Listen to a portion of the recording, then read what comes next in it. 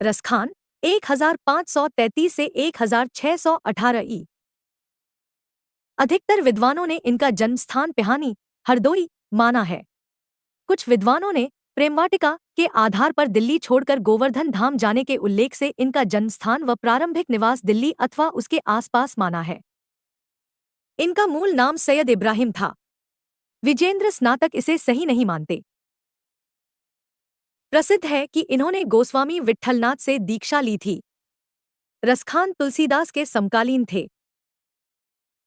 Note 84 Vaishnavan की वार्ता तथा 252 वैष्णवन की वार्ता वल्लभाचार्य के पुष्टि संप्रदाय में महत्वपूर्ण स्थान रखती हैं। जहां पहली पुस्तक में वल्लभाचार्य के शिष्यों की जीवनी एवं कथाओं का वर्णन है, वहीं दूसरी पुस्तक विट्ठलनाथ के शिष्यों से संबंधित है। इन दोनों वार्ताओं के रचयिता वल्लभाचार्य के पौत्र तथा विट्ठलनाथ के पुत्र गोकुलनाथ को माना जाता है।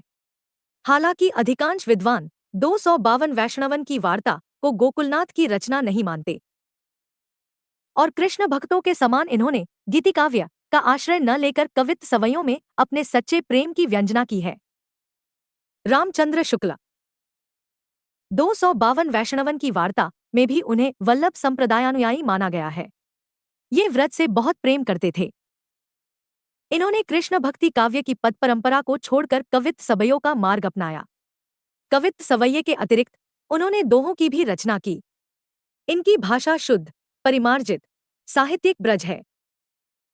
उनके काव्य में श्रृंगार रस की प्रधानता है। वात्सल्य रस का भी चित्रण मिलता है। इनको पीयूषवर्षी अथवा अमृत की वर्षा करने वाला कवि कहा गया है। मूल गुसाई चरित में तुलसीदास द्वारा रचित रामचरितमानस की कथा सर्वप्रथम रसखान को सुनाने का उल्लेख है। रसखान के विषय में भारतेंदु ने लिखा था, इस मुसलमान हरिजनन पर कोटिन हिंदू वार्ये। संप्रदाय निरपेक्ष कवियों की प्रमुख रचनाएं। रचनाकार रचनाएं संबंधित उल्लेख्य बिंदु। मीरा गीत गोविंद की टीका, गीत गोविंद की भाषा टीका। नरसिंह का मायरा, नरसिंह की भक्ति से संबंधित। राग सोरठ संग्रह, पद संग्रह। फुटकर पद, स्फुट पद, कृष्ण भक्तिपर्क पद, मीराबाई की पदावली नाम से प्रकाशित। अन्य रचनाएं राग गोविंद, मलार राग, सत्यभामा न रूसना, मीरा की गरबी, रुक्मणी मंगल। अधिकांश विद्वानों ने इन सभी रचनाओं के बीच केवल मीराबाई की पदावली, फुटकर पद को ही प्रामाणिक माना है। भाषा राजस्थानी मिश्रित ब्रज, गुजराती भाषा का पुट, खड़ी बोली व पंजाबी का भी प्रभाव। पद विभिन्न राग रागिनियों से बद्ध। 147 रसखान सुजान, रसखान स्फुट छंदों का संग्रह। 181 सबये, 17 कवित्त, 12 दोहे, 4 सोठे, कुल 214 छंद। वर्ण्य विषय भक्ति, प्रेम, राधा कृष्ण की रूप माधुरी, वंशी मोहिनी व कृष्णलीला। दानलीला 11 छंदों का लघु पद्य प्रबंध। प्रसिद्ध पौराणिक प्रसंग का राधा कृष्ण संवाद के रूप में चित्रण। अष्टयाम कई दोहों के अंतर्गत श्री कृष्ण के प्रातः जागरण से रात्रि शयन तक की दिनचर्या की क्रीड़ाओं का वर्णन। भाषा शुद्ध, परिमार्जित व साहित्यिक ब्रज, माधुर्य व प्रसाद गुण। प्रेमवाटिका 1614 ई। 53 दोहों की लघु कृति। रसखान की अंतिम कृति। राधाकृष्ण को मालिनमाली मानकर प्रेम के गूढ़ तत्वों का निरूपण। भक्तिकाल के अन्य महत्वपूर्ण कवि। गंग 1535 से 1617 ई। गंग का पूरा नाम गंगा प्रसाद था। गंग बीरबल के बचपन के मित्र थे तथा रहीम के विशेष कृपा पात्र थे। इनकी कविताओं में 3 मुख्य वर्णित विषय हैं, नायिका का भेद, कृष्णलीला, प्रशस्ति व नीति धर्म। इसके अतिरिक्त इन्होंने ऋतु वर्णन, वियोग, श्रृंगार वर्णन व प्रशस्तियां भी लिखी हैं। रहीम के विषय में लिखी गई प्रशस्तियां प्रसिद्ध हैं। गंग की भाषा परिष्कृत ब्रजभाषा है। कवित्त व सर्वयों की प्रचुरता है। गंग का नाम समस्यापूर्ति के संदर्भ में प्रसिद्ध है। वे अपने समय के नरकाव्य करने वाले कवियों में सर्वश्रेष्ठ माने जाते थे। गंग ने शहजादा खुर्रम की प्रशंसा में एक छंद लिखा, जिस कारण नूरजहां ने ईर्ष्यावश इन्हें हाथी से कुचलवाकर मरवा दिया। खड़ी बोली गद्य में रचित चंद छंद वर्णन की महिमा, इनकी सर्वाधिक प्रसिद्ध कृति है। गंग कवि का अंतिम छंद है। कभू न भड़ुआ रंचड़े, कभू न बाजी बंग, सरस सभा ही प्रणाम करी, विदा होत कवि गंग। भिखारीदास ने गंग के लिए लिखा था। तुलसी गंग दुवी भये सुखविन के सरदार। रहीम 1556 से 1627। ये वैरम खां के पुत्र थे। इनका पूरा नाम अब्दुर्रहीम खान खाना है। ये अपनी दानवीरता व परोपकार के लिए प्रसिद्ध हैं। रहीम का हृदय द्रवीभूत होने के लिए कल्पना की उड़ान की अपेक्षा नहीं रखता था। वह संसार के सच्चे और प्रत्यक्ष व्यवहारों में द्रवीभूत होने के लिए पर्याप्त स्वरूप पा जाता था। रामचंद्र शुक्ल ये अकबर के समय में प्रधान सेनानायक और मंत्री थे तथा युद्ध में जाते थे। ये अकबर के नवरत्नों में से एक थे तथा ये जहांगीर तक विद्यमान थे। गंग, केशव, मंडन, मुकुंद आदि कवियों ने इनकी प्रशंसा में कविताएं लिखी हैं। ये हिंदी, संस्कृत व फारसी के पंडित थे। तुर्की में लिखित बाबरनामा का फारसी में अनुवाद किया। इन्होंने हिंदू देवी देवताओं का श्रद्धापूर्वक स्मरण किया तथा पौराणिक कथाओं को काव्य में स्थान दिया। ब्रज, अवधी व खड़ी बोली में इनकी रचनाएं मिलती हैं। नरोत्तम दास शिवसिंह सरोज के अनुसार ये संवत 1602 में वर्तमान थे। सुदामा चरित इनकी प्रसिद्ध रचना है। बनारसीदास जैन 1586 से 1643। ये जौनपुर के जैन जौहरी थे तथा आमेर में भी रहते थे। इनके पिता का नाम खड्गसेन था। ये अकबर के प्रशंसक थे। जहांगीर के दरबार में भी गए तथा शाहजहां के दरबार में इन्हें विशेष मान प्राप्त था। वर्ण विषय नीति काव्य, अध्यात्म पर काव्य। ये जात पात, छुआछूत, हिंदू मुसलमान भेदभाव के विरोधी थे। इन्होंने हिंदी की पहली आत्मकथा अर्धकथानक लिखी है। भक्तिकाल के अन्य महत्वपूर्ण कवि एवं उनकी रचनाएं। कवि रचनाएं संबंधित उल्लेख्य बिंदु। गंग गंग पदावली, गंग पच्चीसी, गंग रत्नावली, चंद छंद वर्णन की महिमा ये तीनों रचनाएं उपलब्ध नहीं है। गंग कवित्त लगभग 400 छंद। मुख्य रूप से श्रृंगार व भक्ति, गौण रूप से नीति और राज प्रशस्ति। रहीम नगरशोभा जौहरिन, रंगरेजिन, तुर्किन, कैथिन आदि जातियों समाजों की स्त्रियों का वर्णन।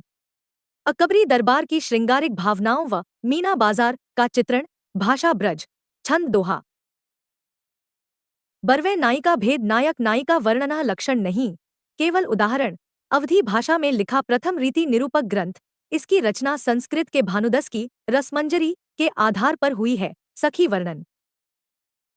मदनाष्टक कृष्णलीला संबंधी 8 पदह खड़ी बोली में इसकी रचना हुई है। खेट कौतुक जातकम फारसी मिश्रित संस्कृत में ज्योतिष ग्रंथ। दोहावली नीति संबंधी दोहे। रहीम काव्य संस्कृत में प्रार्थनाप्रक छंद। संस्कृत कवियों के अनुकरण पर संस्कृत, फारसी व खड़ी बोली का मिश्रित रूप मिलता है। श्रृंगार सोरठा व रास पंचाध्यायी खंडित रूप में उपलब्ध हैं। श्रृंगार सोरठा में प्रेम संबंधी 6 सोटे हैं। नरोत्तम दास सुदामाचरित खंडकाव्य, सवये में परिमार्जित व व्यवस्थित भाषा।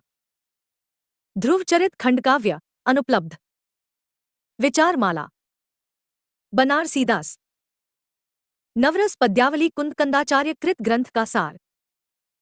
बनारसी विलास फुटकल कवित्तों का संग्रह। नाममाला कोश। अर्धकथानक सन 1641। हिंदी की पहली आत्मकथा 55 वर्ष की आयु में लिखी। वे मनुष्य की आयु को 100 वर्ष मानते थे, इसी कारण अर्धकथानक नाम रखा। उन्होंने अपनी कमजोरियों का खुलकर वर्णन किया। आशिकी, प्रेम कहानी पाठन, कुष्ठ रोग, कर्जखोरी का वर्णन। आशिकी का एक महाकाव्य नवरस, गोमती में बहाने का जिक्र। भाषा साधारण ब्रज। कर्म प्रकृति विधान 1643। अंतिम रचना। बनारसी पद्धति, मोक्षपदी, ध्रुव वंदना, कल्याण मंदिर भाषा, वेद निर्णय पंचाशिका, मार्गन विद्या, भाषा सूक्ति, मुक्तवाली। भक्तिकाल की अन्य काव्य प्रवृत्तियां। वीर काव्य। रणमल छंद डिंगल भाषा में ऐतिहासिक चरित काव्य का प्रथम काव्य है। रचनाकार रचनाएं उपलब्ध प्रामाणिक छंद संख्या संबंधित उल्लेख्य बिंदु। श्रीधर रणमल्ल छंद 1400 लगभग 70 छंद संख्या आश्रयदाता ईडर के राजा रणमल राठौर। संपादक दशरथ शर्मा। रास और रासान्वयी काव्य। रणमल्ल व पाटन के सूबेदार जफर खां के बीच युद्ध सन 1390। नल्ह सिंह विजयपाल रासो 1543 संदिग्ध 42 छंद विजयगढ़ करौली राज्य के राजा विजयपाल और फंग राजा का कुम। दुरसाजी आढ़ा विरुद्ध 76 महाराणा प्रताप का गुणगान। दोहा छंद। दयाराम दयाल कवि राणा रासो 1618 लगभग 875 छंद संख्या सिसोदिया कुल के प्रमुख राजाओं का चरित्र। भाषा डिंगल। कुंभकर्ण रतनरासो अनुमानत 1618 से 1629। रतलाम के महाराजा रतन सिंह का प्रशस्ति वर्णन। न्यामत खां जान क्याम खां रासो 1634। क्याम खां चौहान व उसके वंशजों का युद्ध वर्णन। प्रबंधात्मक चरित काव्य। जैन कवि सुधारू अग्रवाल की रचना प्रद्युम्न चरित चरित हिंदी का प्रथम पौराणिक प्रबंध काव्य है। भक्तिकालीन अन्य प्रबंधात्मक चरित काव्य रचने वाले रचनाकार एवं उनकी रचनाएं निम्नलिखित हैं। रचनाकार रचनाएं। भाषा देवप्रभ कुमारपाल रासो राजस्थानी हिंदी। जाखू मणियार हरिचंद पुराण ब्रजभाषा। पद्मनाभ कान्हड़ दे प्रबंध राजस्थानी हिंदी।